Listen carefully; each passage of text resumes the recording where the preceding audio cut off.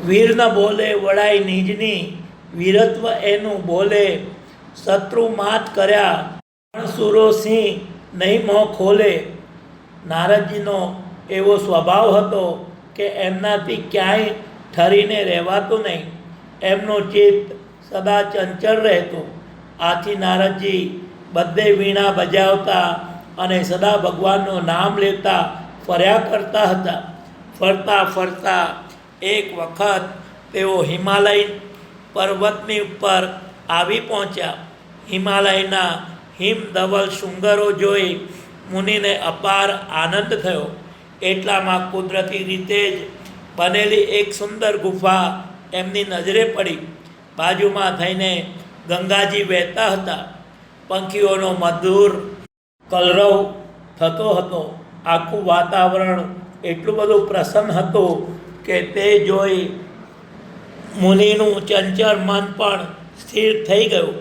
મુનિ એ ગુફામાં બેસી પડ્યા અને એક ચિત્તે ભગવાનનું સ્મરણ કરવા લાગ્યા. નારદજીની આ તપસ્યા જોઈ સ્વર્ગના દેવ ઇન્દ્રોને ડર લાગ્યો કે રંગ ભમરડી જેવો નારદ આજે ડાયો ડમરો બનીને ભગવાનનું ધ્યાન ધરવા લાગી ગયો છે. માટે નક્કી આમાં એનો કોઈ હેતુ છે. વખતે મારું ઇન્દ્રાસન તો એ ખૂંચવી નહીં લે. ઇન્દ્રને આવો ડર લાગ્યો, કારણ કે સત્તા લોભી માણસોને હંમેશા પોતાની સત્તા છીનવાઈ જવાનો ડર રહ્યા જ કરે છે. હંમેશા તેઓ કલ્પિત હરીફોથી ડર્યા કરે છે. આથી ઇન્દ્રે નારદના તપમાં ભંગ પાડવાનું નક્કી કર્યું. તેણે પૃથ્વી પર વસંત ઋતુને ઉતારી વૃક્ષો પર રંગબેરંગી ફૂલો ખીલી નીકળ્યા. કોયલ ટહુકાર કરવા લાગી. ભમરા ગુંજરાવ કરવા લાગ્યા. શીતળ મંદ સુગંધી પવન વાવવા લાગ્યો. નાચ ગાનથી વાતાવરણ મુખરિત બની ગયું. પરંતુ આ બધાની મુનિવર પર કશીય અસર થઈ નહીં. તેમનું મન નિશ્ચલ રહ્યું. છેવટે ઇન્દ્રના હાથ હેઠા પડ્યા. નારદે ચંચળતાની સામે વિજય તો મેળવ્યો, પણ એ વિજયનો એમને ગર્વ થયો. તેમને થયો, ઓહો, હું કેવો સંયમી છું. મારા મન પર મારો કેવો અંકુશ છે. મને ચરાવવાની હવે કોઈનામાં તાકાત નથી. પછી નારદ શિવની પાસે ગયા. શિવે જોયું કે નારદનું મોં આજે ફાટ ફાટ થાય છે, પણ કંઈક વાત કહેવા એ આવ્યો છે. તેમણે કહ્યું, કા નારદજી, શા ખબર છે? નારદે ગર્વથી કહ્યું, ખબર બહુ મજાના છે. આજે મને માલુમ પડ્યું કે હું કેવો સંયમી છું. શિવે કહ્યું, બસ બસ બસ, આગળ બોલશો નહીં. સજ્જને કદી પોતાની સ્તુતિ કરવી ન જોઈએ. એથી એની સજ્જનતા હરાય છે. પણ ગર્વમાં ભાન ભૂલેલા નારદને જપ ન વર્યો. તેણે પોતાના પરાક્રમની બધી વાત કહી સંભળાવી. છેવટે શિવે કહ્યું, મને આ વાત કરી તો ભલે, પણ વિષ્ણુને ન કહેશો. નારદે મનમાં કહ્યું, તો હવે વિષ્ણુને જ કહું હું કેવો સંયમી છું. તે વિષ્ણુએ જાણવું જ જોઈશે. આમ વિચારી તે વિષ્ણુ પાસે ગયા અને લાગલા જ પોતાના પરાક્રમની વાત કરવા લાગી ગયા. બધું સાંભળ્યા પછી વિષ્ણુએ કહ્યું, કોની વાત કહો છો? આ તમારી? હા હા, મારી. હું કેવો સંયમી છું તેનું આ ઉદાહરણ છે. નારદે કહ્યું. વિષ્ણુએ મનમાં કહ્યું, જે નારદને જોઈ બીજાના મોહ અને અભિમાન ગરી જવા જોઈએ, તે પોતે જ આજે મોહ અને અભિમાનમાં ફસાયો છે. લપડાક મારીને એની શાન ઠેકાણે લાવ્યા વિના હવે છૂટકો નથી. નારદ ત્યાંથી વિદાય થયા. જતાં જતાં રસ્તામાં તેમને એક સુંદર નગરી દેખાઈ. નગરીની શોભા જોઈ નારદ ખુશ થઈ ગયા. રાજાએ નારદનો ભાવથી સત્કાર કર્યો અને પોતાની એકને એક પુત્રીનો હાથ જોવાનું કહ્યું. રાજકન્યા સામે આવી ઊભી. એનું રૂપ લાવણ્ય જોઈ નારદ છક થઈ ગયા. સ્ત્રીની સામે નજર નહીં કરવાની એમની પ્રતિજ્ઞા ભૂલાઈ ગઈ.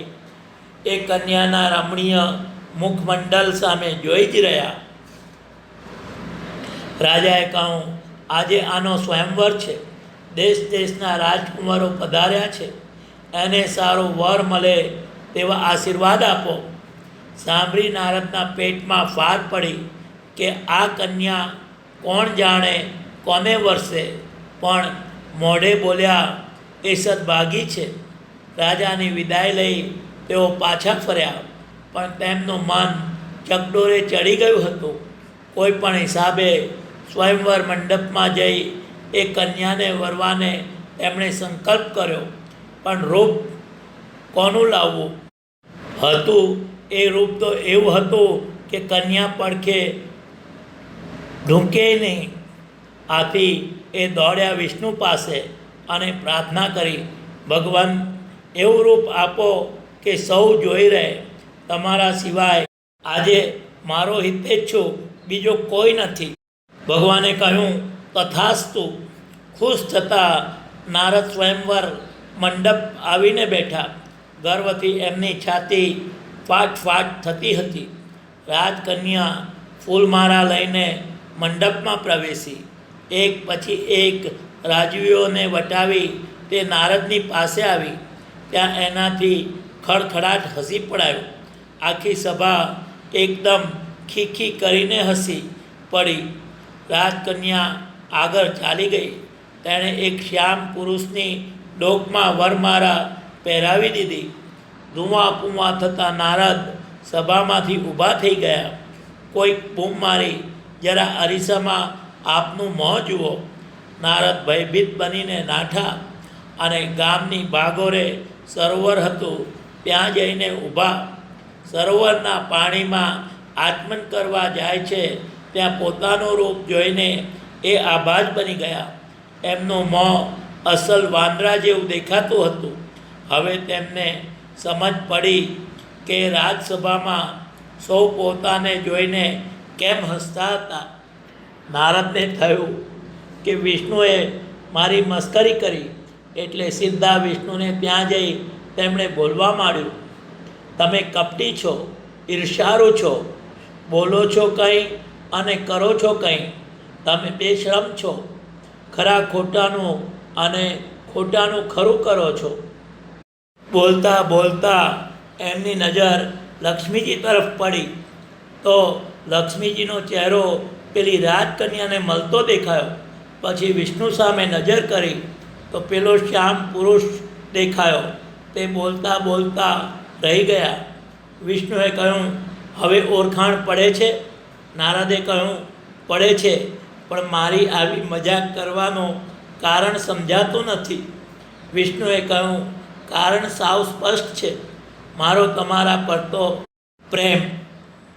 તમારા જેવો મારો ભક્ત સ્વભાવે સંયમી જ હોય. એમાં નવાઈ પામવા જેવું કંઈ નથી.